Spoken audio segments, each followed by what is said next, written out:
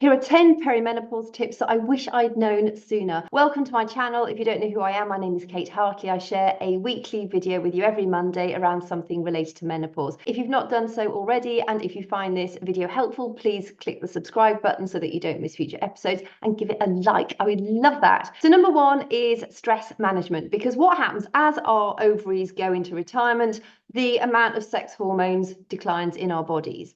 And what happens is the adrenal glands are designed to back up the job of the ovaries. So when the ovaries stop pumping out our sex hormones, the adrenal glands pump out some, not to the same extent that our ovaries did, but they do pump out some, because we don't need that many hormones as we get older, because we are no longer needing to bear children. That's really why you want your adrenal glands to be as healthy as possible.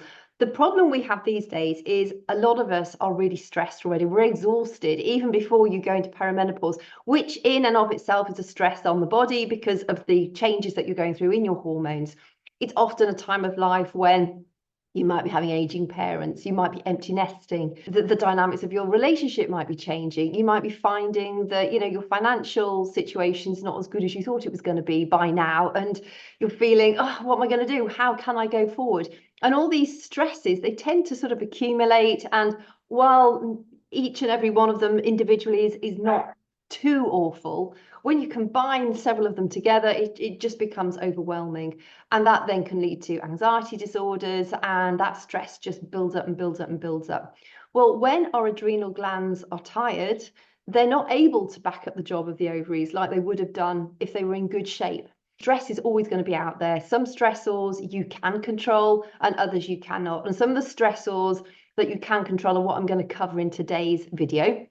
So just be mindful. Your adrenal glands, your adrenal health is really, really important, because if they are in good standing as you go into those perimenopausal years, it's highly likely that your symptoms are going to be significantly reduced. You may even get through it pretty much symptomatic free. Number two is leading an anti-inflammatory lifestyle and also looking after your gut health. Inflammation is the root cause of so many of our problems: autoimmune diseases, dementia, Alzheimer's, Parkinson's, all sorts of the nasties can be traced back to low-grade inflammation in the body. So that's inflammation over a long period of time. And that's something that you can actually make a huge difference to. Everything that you eat and drink, if it's not good for the body, is increasing that demand on your adrenals. So always going back to how is that impacting my stress levels? If you're eating food and drink like you would a normal human, you're fine. If you're eating the packaged goods, the processed foods, highly sugared foods, the refined carbs, so the cakes, the cookies, the biscuits, the croissants, you might be thinking, yeah, but I love those treats. They're my sweets. The children, their treat on a Friday afternoon after school is the big bag of sweets. That is not doing them any good at all. And it's not doing you any good either. So I know it can be bossy, but ultimately the question lies in how healthy do you want to be? And do you want to set yourself up for long-term success and optimal longevity? Or do you want to really shoot yourself in the foot and also set your kids up to do the same? Because the implications are huge. And I know the marketing is really hard to combat because it's all out there. The children see all the sweetie packets and they're brightly coloured. Wean them off if you can. There is nothing wrong with fruit. Fruit is a great sweet. It's nature's candy. Find a fruit that they like, and you might think, God, I mean, she's really like dogmatic. It really depends what your goals are. If you want to achieve better goals, you have to make different choices. And when you feed your body like a human being, your adrenal glands will love you for it, but plus you're going to significantly reduce the perimenopausal symptoms that you might be getting.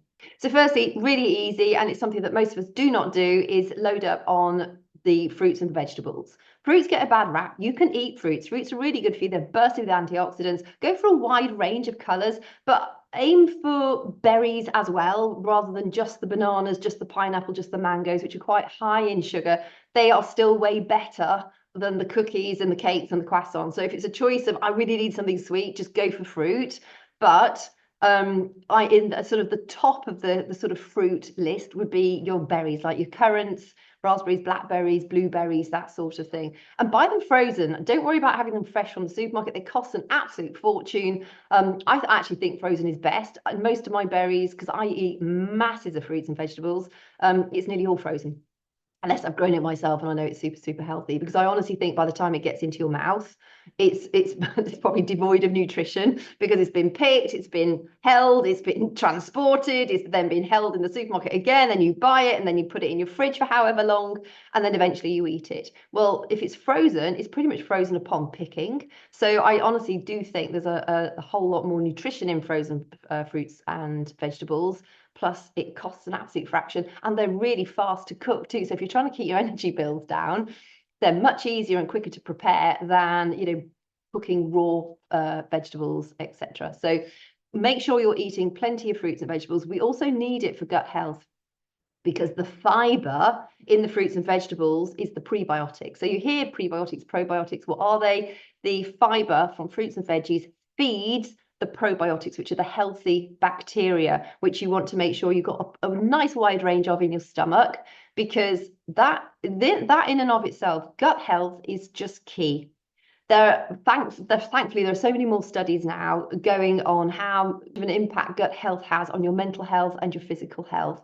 It is just so important that you are allowing yourself a wide range of probiotics, healthy bacteria, and that means also eating fermented foods, or including fermented foods every now and again.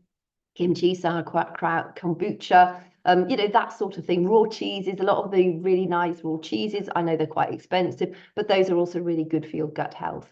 So focus on, looking after your gut like it's beautiful little children that you want to care for, because the more you do that, the fewer menopausal symptoms you're going to have, and the healthier you'll feel. And that will also give you the motivation and the sort of get up and go to actually get on with your day, and to not feel lethargic and lacking in just any drive or motivation at all. All that goes on in our guts. So when you look after your gut health with an anti-inflammatory lifestyle and ideally non-toxic living, it's going to make a massive difference to how you show up daily, and also your perimenopausal symptoms. Also know that fats are really, really good for you. The healthy fats. So things like olive oil, brilliant, coconut oil, avocado oil, some nut oils. Avoid the blended sort of vegetable oils.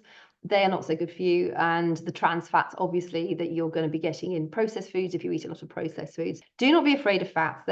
Cholesterol, which also gets a bad rap, is the precursor for all our sex hormones. You need cholesterol. Do not go on a low-fat diet when you're going through the perimenopause. Go on a low-sugar diet, but do not go on a low-fat diet. It's really important that you have fat in your diet. Obviously not like, you don't want to have a piece of meat with a huge chime of fat on it, and you don't want to go and eat that, but just healthy fats that you're using for your cooking oils, nuts and seeds, avocados, so important for you. Also protein. So as you're going through the perimenopause and beyond, what happens is our adrenal glands are doing the job of the ovaries. That necessarily increases our cortisol, which is one of your stress hormones. Cortisol has this breaking down effect on the body. So it nibbles away at your bones faster, increasing your risks of osteoporosis, nibbles away at your skin, your collagen, your elastin breaks down, your joints might get more painful. You also might notice that your muscles are starting to atrophy. If you've not done any exercise for a while, you'll be thinking, is that cellulite? And what's going on? It might be cellulite, but cellulite is a representation of something else happening.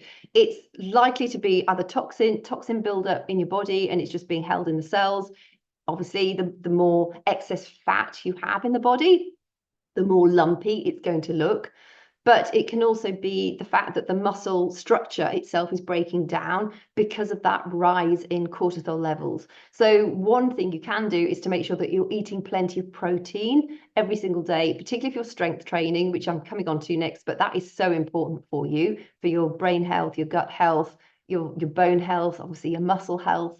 But when you're eating enough protein, and most of us are not eating enough, so know how much protein ideally you want to eat, particularly if you are strength training 3 or 4 times a week. Aim for your ideal body weight in pounds, and that is the amount of grams that you ought to be trying to eat in protein. So if you weigh 140 pounds, you want to aim to eat 140 grams of lean protein every day. And I promise you, it's quite hard to do. I'll drop the link to my Powerful Proteins guide in the description box below, because that also breaks down sort of the best food sources, both vegan and meat-based, of proteins that you can eat. And it also has that equation just for easy reference. And actually, if you want more help with that, join my Thrive and Revive free Facebook group. I'll drop a link to it below. It's a really lovely community of women.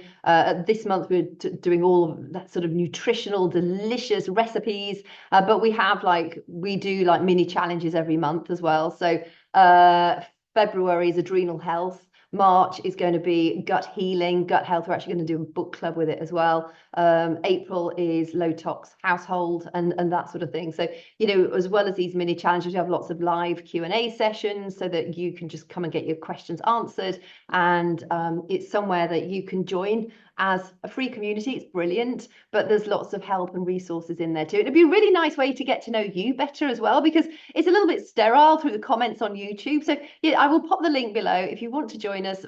Absolutely would love to welcome you in there, and yeah, come and see what it's all about. You can also use herbs and spices, not only just sort of to pimp up your meals.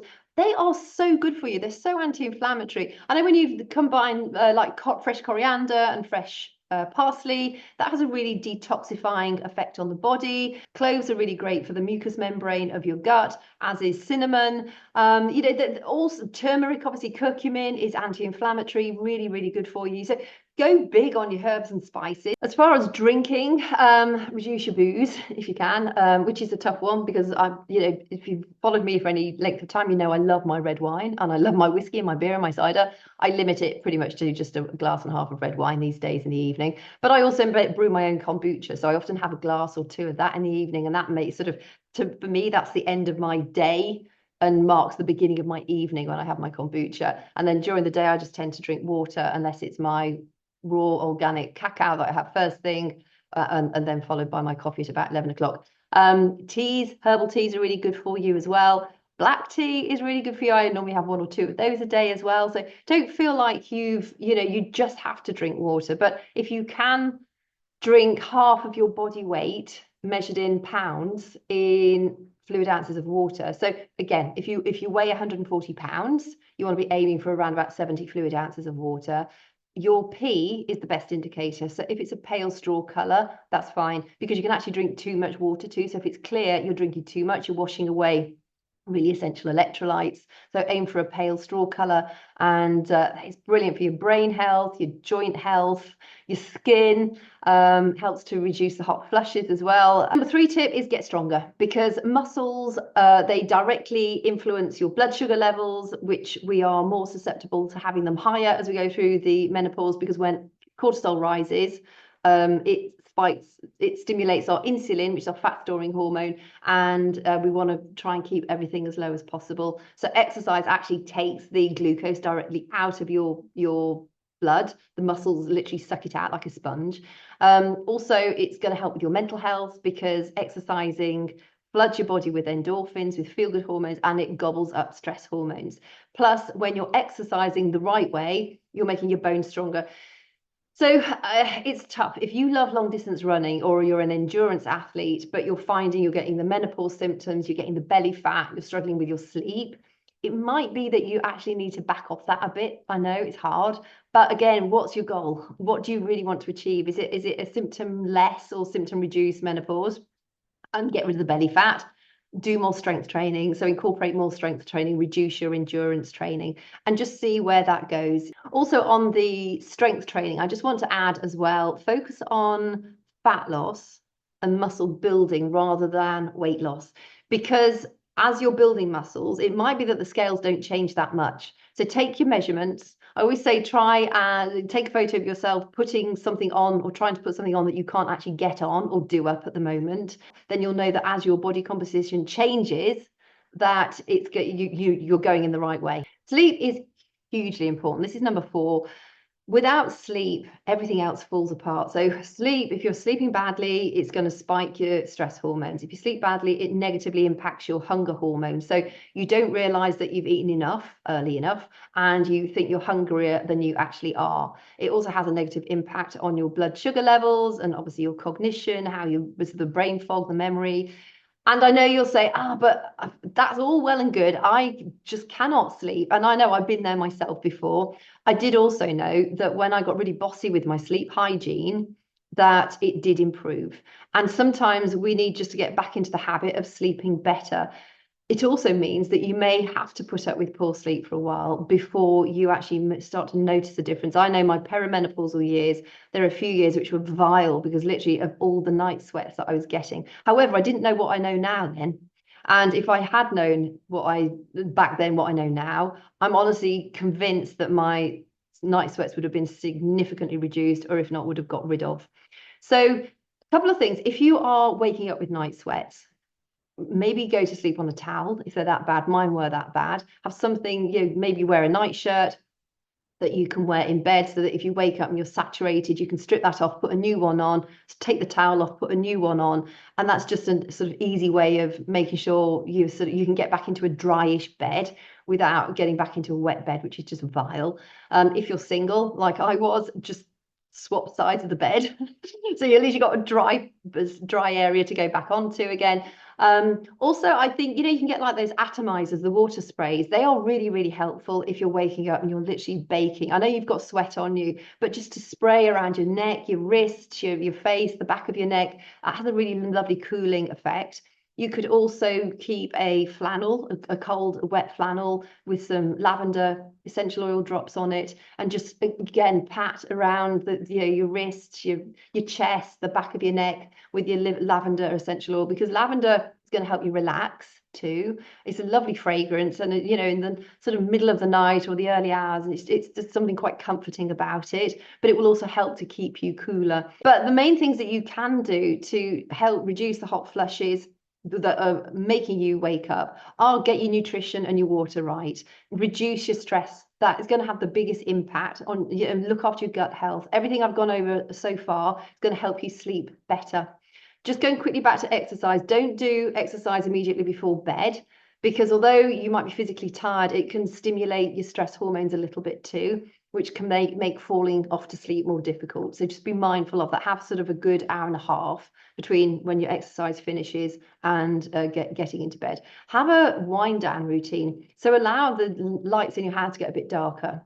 Make sure your bedroom's cool. It's proven that you sleep better in a cooler bedroom. Avoid screens, even if if you're struggling with your sleep, avoid reading on your phone or a Kindle. Maybe just get an audiobook and listen to the audiobook instead, so that you can go back to sleep more quickly that way. And 5 is considering various supplements. So D3, K2 combination. Most of us are deficient in vitamin D3, which is what you get from ultraviolet light. But even, if you're outdoors quite a lot, like I am, I still take a vitamin D3 supplement because the vast majority of us are deficient in it. And vitamin D is just such an important vitamin for your sleep hormones, your happy hormones, your heart health, your immunity, fighting cancer cells, your brain health, your bone health. It's absolutely vital. And K2, because often a lot of people take vitamin D for the calcium benefit.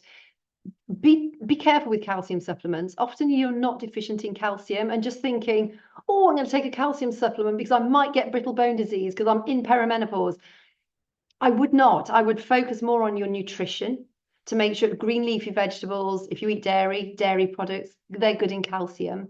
But K2, which you can take with the vitamin D3 supplement, means that the calcium goes to where it needs to be. So when the calcium's coming in from your food, also if you're eating enough vegetables, you're getting enough magnesium and potassium probably, because that's also really important for your calcium, the sort of how your body uses calcium in the brain and the body. But make sure the K2, make sure it goes where it needs to. You do not want calcium deposits in your arteries or in your lungs or anywhere else. You want it in the bones and where it needs to go in order to do the job that calcium does, as an important job in the body. So that's why I would combine D3 with K2. Most of those supplements, have a look on Amazon, there's loads of them. I would also take a collagen supplement. I don't think it makes much difference between whether it's marine or bovine. There are vegan collagen supplements out there. I cannot talk to their efficacy because collagen is an animal product. So I don't know. I'd be interested if you take vegan collagen and if you've noticed a difference. Please drop it in the comments below, because it's one of those unknowns a bit at the moment. But I would take collagen for your skin, your hair, your nails, that sort of thing. Adaptogen herbs, absolutely swear by them because they help you adapt to stress. Vitamin E is great if you have joint pain. I used to get out of bed and feel like I was the Tin Man without any oil. And when I literally cut out caffeine for a while, because caffeine can really aggravate your joint pain. And I also do artificial sweeteners.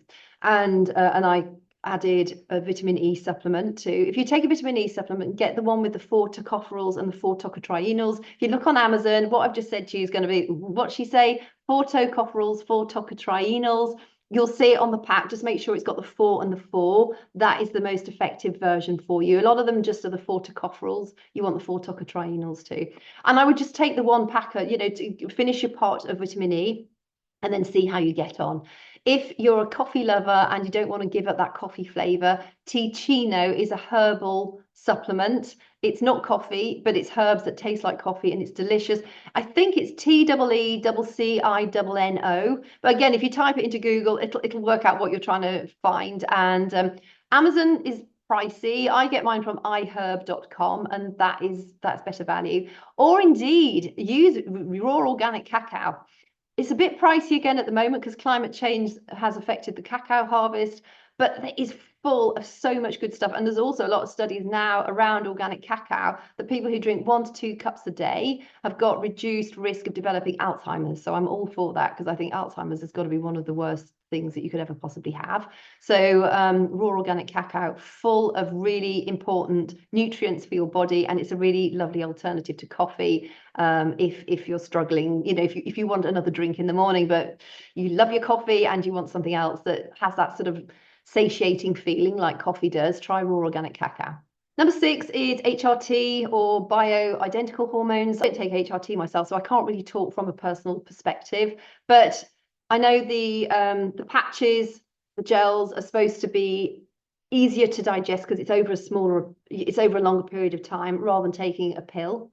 And I think, you know, when you look into it in more detail, the bioidentical hormones definitely seem to be the recommended version. Also, a topical estrogen, so like estrogen gel, if you are struggling with recurrent UTIs, if you're finding, you know, penetrative sex or intimacy difficult because you're drying up in your vagina, the topical estrogen gel can work really, really effectively. And because it's just in that one specific area, it does not have such a profound impact if you don't want to take HRT. I mean, I always say if you're struggling with lubrication, go for something like coconut oil or olive oil because it's natural and it's not going to do you any harm at all. Whatever you put on your body, no matter where you put it, the body's going to absorb it to a certain degree.